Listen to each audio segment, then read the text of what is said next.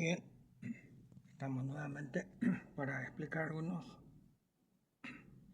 otros detalles de la reparación que involucró un capacitor, ¿verdad? Poliéster. Para aclarar nomás, que tenía problemas, ¿verdad? Que perdió su valor de 250 nano, ¿verdad? Que perdió totalmente su valor. Muy bien, entonces vamos a ver cómo cuando hay fallas así de la parte horizontal, que yo utilizo mi fuente variable, ¿verdad? Para ir variando de a poco la tensión para que no queme el transistor horizontal por si haya otro problema. Lo primero que se tiene que hacer esta es la resistencia, ¿verdad?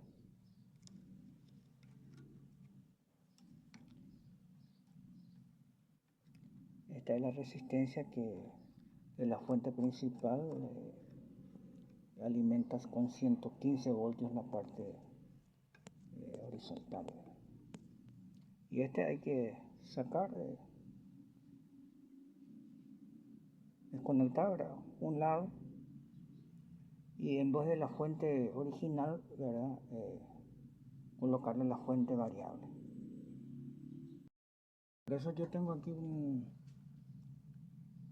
variable que tiene un tiristor, ¿verdad? Que transforma los pulsos, o sea, la tensión, ¿verdad?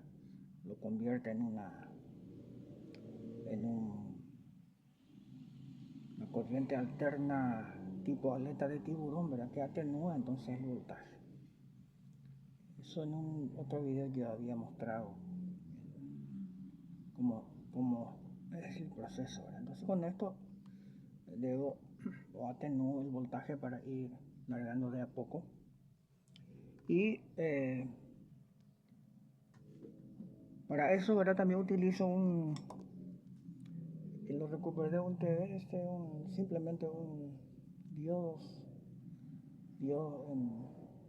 están los diodos bien escondidito en puente, ¿verdad? Para rectificar el voltaje que larga el variable, ¿verdad? El triac. Y entonces lo sueldo, ¿verdad? La parte horizontal donde saqué el resistor, ¿verdad? Pero en sí, en general, la fuente lo dejo trabajando, la fuente esta, ¿verdad? También para que las otras partes funcionen. Y lo que se interrumpe, repito, es la tensión del 115 voltios que va a la parte de potencia del horizontal. Entonces, de acuerdo a eso voy largando, ¿verdad? El voltaje 30, 40, 50, no pasa nada, voy largando más, 70. A veces algunos a los 70 voltios ya se ilumina la pantalla, otros no, ¿verdad? Entonces, de acuerdo a eso voy largando hasta llegar al tope de 115. Si todo anda bien, ¿verdad? Ya conecto la fuente principal, porque en realidad no es muy agradable estar quemando transistores que cuestan 20.000 guaraníes o $3 aproximadamente, ¿verdad? Aquí en mi país. Entonces, para ver de abajo, ¿verdad? Este es la resistencia que sacamos. Si interrumpimos de la fuente principal, saca 115. Entonces, el fly ya recibe tensión y ahí ponemos nuestra fuente externa, podríamos decir, para ir largando de a poco. Lo que se revisa también si hay oscilaciones, ¿verdad? Para eso, si uno no cuenta con osciloscopio, frecuencímetro, se puede nada más que revisar la base del transistor driver o preamplificador, ¿verdad? Que recibe en la base del integrado jungla los pulsos horizontales y después amplificando lo manda al el transformador driver. Esta a su vez al transistor de potencia. Debería tener un voltaje 0,400 cuando está trabajando, o 0,350, 300 cuando está en stand-by, ¿verdad? Entonces, cuando le aplicamos la tensión plenamente a la sección horizontal, debería haber 400 más o menos, 0,400 voltios en la base de este transistor driver. Y cuando todavía no le aplicamos el voltaje a la sección horizontal, debería haber un poco menos, 350, 300. Entonces tenemos aquí, vamos a probar con el voltaje de la base del transistor, la base del transistor driver. Aquí encontramos unos 330 voltios.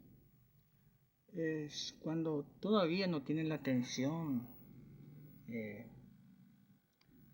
la parte horizontal, ¿verdad? La parte de potencia debería tener menos, ¿verdad? 300, 0,300 voltios. Pero como este ya está todo conectado, sube un poco más. Pero nos sirve para conocer si él está oscilando, ¿verdad? Muy importante entonces para ir después largar los voltajes correspondientes a la parte de potencia, y así uno no pone en peligro el transistor horizontal. Con respecto a los capacitores en la parte horizontal que suele fallar, los de poliéster, ¿verdad? Están lo que funcionan están entre un circuito tipo serie paralelo, ¿verdad? Son los que tienen menor voltaje de trabajo, mayor en capacidad pero menor en voltaje de trabajo. Ahora los capacitores que van en paralelo con la parte del colector del transistor y a masa, esos tienen voltajes muy elevados, 1600 voltios y menos capacidad, normalmente 6800 picofaradios, 8000, 11000, ¿verdad? Entonces esos cuando falla estos capacitores que están entre colector y masa, ¿verdad? Ahí directamente explota el transistor horizontal, directamente explota. Cuando falla estos transistores, capacitores que están en tipo serie paralelo, o los que son los que hacen el papel de retorno, lo que sucede es nada más que se pierde, ¿verdad? El yugo no trabaja más y no hay oscilación horizontal. Pero cuando fallan estos que están en paralelo, conectados entre colector y masas, sí, eso sí, el transistor automáticamente explota o se quema. Así que hay que tener mucho cuidado de estos capacitores, soldar siempre o mantenerlo bien soldado. Entonces eso es la disposición. Pero los dos pueden fallar, ¿verdad? Los dos que cumplen diferentes funciones deben fallar. Con respecto a cómo medir los capacitores de poliéster, ¿verdad? Pueden obtener un tester de esos no tan caros que ya tienen capacímetro, aunque no de tanta capacidad, ¿verdad? Para medir, pero justamente estos ya sirven para medir estos capacitores de poliéster, de los TVs. Porque trabajan, no necesitan de mucha capacidad en la parte horizontal. Y otra opción sería, ¿verdad?, usar el tester, la escala alta, la más alta posible, y así comparar un capacitor bueno con el sospechoso. Eso sería lo último que uno puede hacer. Si no, hay que probar, ¿verdad?, ir probando. Eso cuesta más. Así que esto es todo por el momento. Así agregamos algunos detalles más de nuestra reparación anterior.